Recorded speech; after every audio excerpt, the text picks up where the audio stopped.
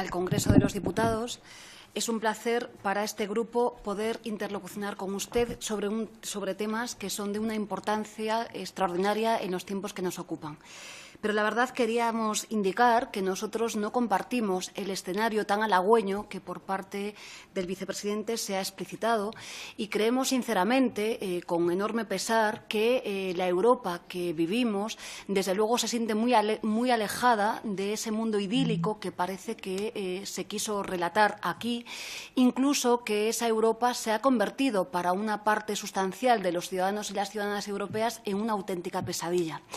Usted nos hablaba efectivamente del mercado único digital y nos hablaba de la ciudadanía europea que puede viajar, incluso que cuando viaja se permite el lujo de ir acompañado de toda la tecnología posible e ir acompañado además de sus series favoritas y de elementos que son muy relevantes, pero en los que insistimos, nuestro grupo cree que no atiende a la realidad o a una parte sustancial de la sociedad europea. Y de esa parte sustancial de la sociedad europea es de la que nos gustaría hablar a nosotros, sobre todo porque nos gustaría que en ese mercado único digital, desde luego contemplemos heridas, brechas digitales que no tienen que ver solo con el factor de renta, aunque también que hacen más desiguales, insistimos, a los hombres y mujeres de la Unión Europea.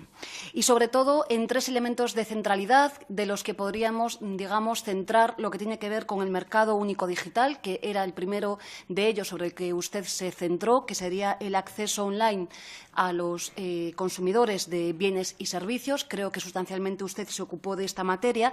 En segundo lugar, todo lo que tiene que ver con la economía digital, con la economía de los datos. Y, en tercer lugar, el entorno que facilita esos dos primeros de los elementos, Pero este entorno, para nosotras, es muy relevante porque hay datos que ya nos explicitan, no solo en nuestro país, en España, sino en el conjunto de la Unión Europea, que tenemos enormes dificultades para caminar en aras a una sociedad digital tal y como se está planteando.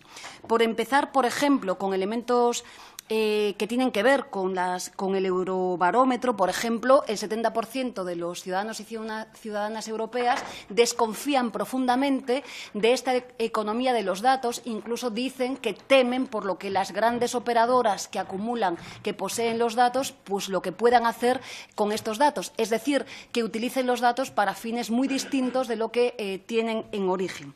Pero también tenemos datos de la Unión Europea que son muy negativos en lo que atañe a la brecha digital.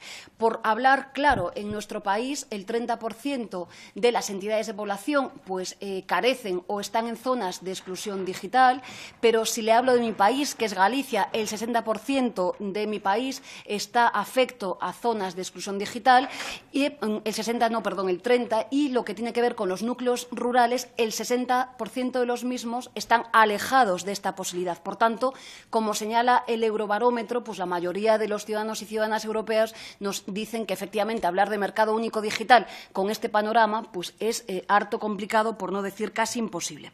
En cuanto a preguntas que nosotras querríamos formularles, algunas muy rápidamente. Ustedes mismos alertan de los riesgos que existen, por ejemplo, en la salud y seguridad laboral por el nuevo mundo laboral que se está generando a través de la conectividad permanente.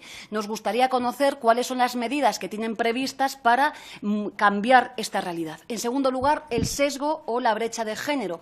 También ustedes alertan y señalan que es imprescindible para la emancipación de las mujeres y, sobre todo, de las niñas, que estemos alfabetizadas digitalmente y que accedamos al mundo de las TIC y de la alta tecnología. Nos gustaría saber, para evitar este sesgo de género, qué medidas ustedes van a adoptar. En cuanto a la economía de los datos, tenemos como bastante preocupación, sobre todo, por la directiva que ustedes están trabajando, la directiva 690, si no me confundo, 2016, que digamos que es como un mare magnum de liberalización absoluta respecto de temas muy delicados. Particularmente, temas delicados, lo que tiene que ver con datos que nosotros creemos que por lo menos debemos de contener, o por lo menos datos que son críticos, que deben de permanecer o no migrar, por lo menos, en aras todo lo que tiene que ver con con las administraciones públicas, con el sector de la energía, por ejemplo, con el sector de la sanidad. Plantean, ¿qué regulaciones plantean para esto? Segundo, ¿qué regulaciones plantean para justo las grandes operadoras de los datos? En segundo lugar, también, en cuanto a la ciberseguridad y el incremento, por ejemplo, de ataques en zonas críticas que tiene nuestro país, ¿qué medidas se deben de tomar y en qué están pensando ustedes o en qué están trabajando para garantizar o evitar esta realidad?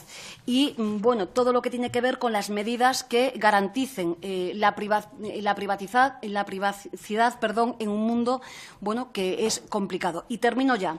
Entendemos desde nuestro grupo que el acceso al software libre, por lo menos desde las administraciones públicas, es fundamental e imprescindible para no depender de grandes multinacionales. Nos gustaría saber también en qué medida o qué acciones prevén ustedes tomar para esta situación. Y termino ya rápidamente por la escasez de tiempo, dándole las gracias por su comparecencia.